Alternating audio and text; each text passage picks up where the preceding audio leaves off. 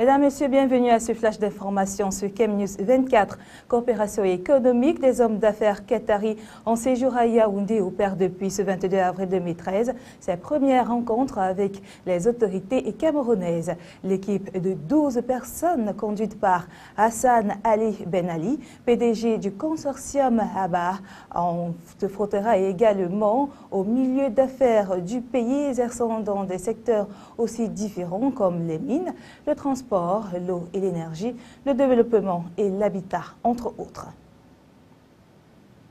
Parlons de justice transitionnelle. À l'occasion de la 3e conférence régionale sur la question, des travaux s'effectuent depuis ce 22 avril 2013 à Yaoundé. Le thème de ces assises est intitulé « Pour une meilleure effectivité des processus de justice transitionnelle, penser des stratégies au plus près des réalités locales ». La cérémonie officielle d'ouverture était présidée par le ministre délégué auprès du ministre de la Justice et garde des Sceaux, Jean-Pierre Fogui, en présence des ambassadeurs de France et de Suisse accrédités au Cameroun.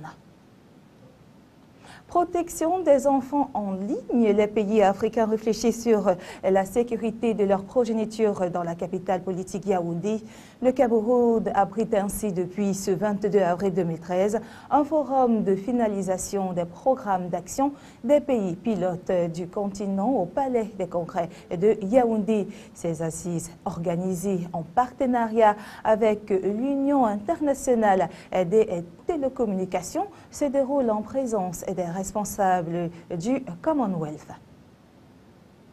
En santé, des Belges volent au secours des malades du cœur à Douala. La mission cardiovasculaire de Bruxelles redonne du bonheur aux Camerounais atteints des maladies du cœur telles la communication interarticulaire. Pour cette 4e édition, les spécialistes des cardiopathies vont procéder aux opérations d'urgence et autres séances de remise à niveau du corps médical de l'hôpital général de Douala pendant près d'une semaine. Et parlons d'assainissement du secteur du transport par moto-taxi, la commission ad hoc chargée de la gestion et du contrôle de l'opération dans la ville de Bertois passe à la grande vitesse. La commission mise en place par l'ancien préfet Beau-Peter est à pied d'œuvre depuis ce 22 avril dans les artères de la cité. Sur environ 2000 motos en circulation dans la ville, les 3 quarts ne sont pas toujours en règle. À présent, l'essentiel de la page étrangère avec nos confrères de l'agence France Presse. Alors que l'Assemblée doit définitivement adopter le projet de loi sur le mariage homosexuel mardi, son président Claude Bartolone a reçu une lettre de menace contenant de la poudre de munitions. Signée du même groupe qui avait visé le juge Gentil en mars, elle lui intime de surseoir au vote. De leur côté, pro et anti-mariage gay ne désarment pas et ont prévu de manifester de nouveau mardi. Giorgio Napolitano a prêté serment devant le Parlement pour son second mandat. Âgé de 87 ans, le président italien a été appelé à la rescousse par les principaux partis pour sortir de l'impasse politique. Il devra aussi s'atteler à la crise économique qui secoue le pays. Près d'1 million de familles se trouvent actuellement sans revenus à cause du chômage.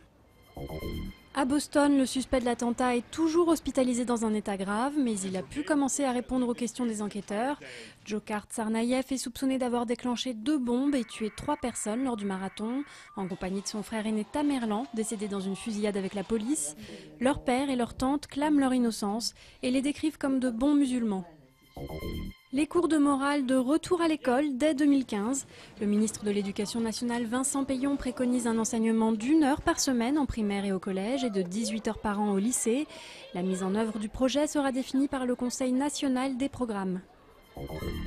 Des vestales et des gladiateurs venus tout droit de l'Antiquité, les Romains se sont pris au jeu de la reconstitution historique lors d'un défilé devant le Colisée.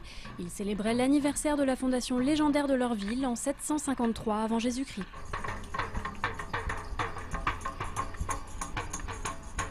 Fin de ce flash d'informations sur Chemnews 24.